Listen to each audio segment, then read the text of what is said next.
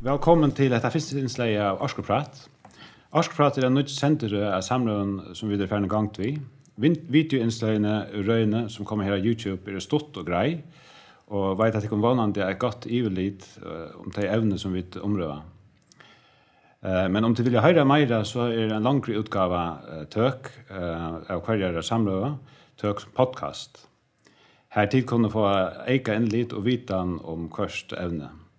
Lunchen til podcasten legger vi sjåvande under beskrivelse under hver videoinnslag. Og vi røyner i snitt her det tøkt som en beinleis download som tid kunne så downloada og lust etter ta det her hov. Og i første innslag av Orskoprat får vi da høre om Sjåvarfalls Orsko.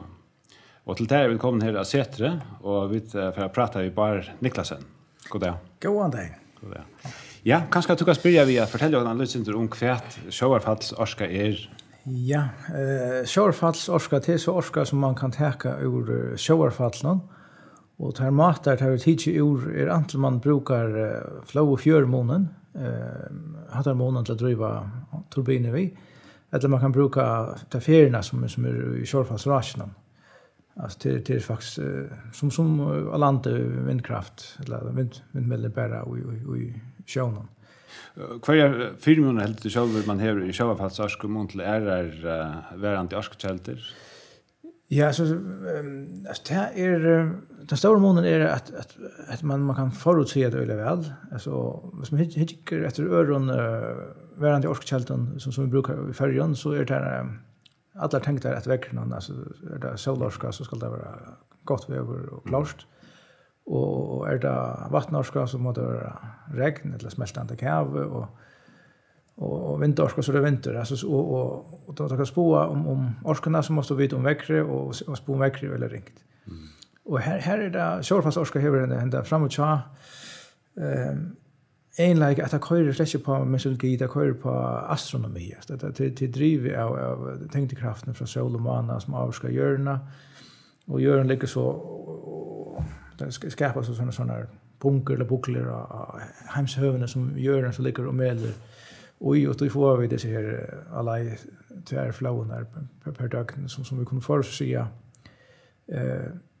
öle väl framåt omtant det är näka som endetex så långt Solomon är här som det är och vi mella så endetexas. Jag vill också säga om hver omstör skulle vara vid att man kan galknyta Sjåvarfalls Orsko. Ja, ratche är hampliga harst förrjun. Alltså det är inte mitt det bästa stöden i hemmen och till helt sker man börjar vet ja. Men alltså som Tom fungerar regla synd tog det vara att det skulle alltför vara om för en 2 meter per sekund och andra blir intressant. Helst snacka om för det. Hvis jag slår pengar ut i sort. Och det har vi flera ställen i förrjun. Men det är för få att han tar rätta prisen som utförelsen för. Ja, att utveckla projekten. Ja, jag vet inte framlägga nog att det är utveckla. Akkurat. Ja. Hvis man husker om eisene vitan som skal til, altså hvor så vel kjenner vi Sjåvarfallen i fergen og ja, vi tar modeller og andre, hvor skal det? Ja, så här är flera imsmodeller vi jag kan ta in här men det som kanske mest brukt nu till ett som byggt ett projekt som Knut Simonsen fick i verk vi pengar från Granskaran från SEV och i arbetsprojektet Johanan och vi kortade så ett Sjåvarfallsmodell för färger och fick just matningar samståndssajsen som fick en följning av så allt passar i och det är faktiskt det som man brukar än och vi ser det löser appen i sin raka få. Akkurat. Och det modellet blev så alltså att man hur finns ju verkligen om till matematik och matematiken om till algoritmer och finns ju ett att helt så är och finns ju skruva på kontrakt så där kör som det ska. Så kan man säga hitcha efter det hur passar vi matningarna och tar matningarna vid hilter upp mot och öppna fyren alltså i Sora 4 skåpna 4 Lorus 4 och gamla matningar i Huston i Västmanland och sånt. Och här passar det så helt väl. Ja. Är det särskilt områden i förhållande också är väl ägna alltså.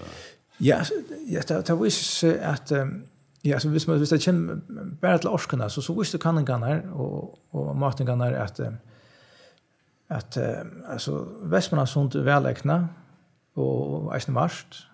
Här Mykinesfjörður, här nekva orsko, men her er ikke nok djupt. Og når nekva alta kommer, og Lorvfjörður er hamtlig velvart for alto, og her er eisne hardt rak. Og så inn i fjörður eisne, og hvis jeg tåler vel alto, så er det eisne sånne for solrøytene, og sånne øster som gjørast avhåvert. Men det her som er nok spesielt førre, det er at til dømes Skåpnafjörður og Vestmanlandshund er fullstendig ute i attakt. At jeg kunne då det räcker härast i öron så räcker släcka hinnan och övrigt. Ja. Så det har vi inte hört om innan för så lite öke ärstande så. Är det snilltast och var hemma att man tänker och samlar hvis man är per gång vi sjöfartsarsk och man samlar det med en steg eller man sprider ut så man heter mera så har vi fågla perspektivet här vi har en sån mer stabil produktion. Så vill det vara det aspekter som ser ut som man alltid har näka av det är harst en öke så jag det alltså ja. Ja, och kanske lucka till ändan så kan vi ta upp att det är nutja att det som nu är samband med fyrtökna minnesto. Yes. Ja. Kvart känt du till sipan här vad helt du om värskatlan? Alltså hända töknen auto att det är så dräckande som det ju sumjar runt själver och förstärka rätt i körfallen. Så ger det att körfallsmedlen är så timon eller dräckande kunna producera fullt med något lavon ratchest. Det är alltid till nere i 1,5 meter per sekund till också. Tror jag väl så är det foderproduktion här som andra har i flera för det. Så det är en mera som att stabilt det som kommer från timon och är inte smått. Alltså lättare installera och kan det vara lutfastliga orska lika väl. Så det ser ordentligt spännande ut. Jo, men stora tack för praten. Äntligen, välkommen. Ja. Ja. Yes.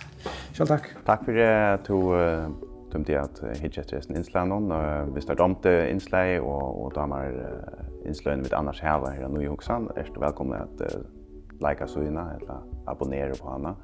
Och så fast du på ta i vid lägga nytt inslag. Tack för det.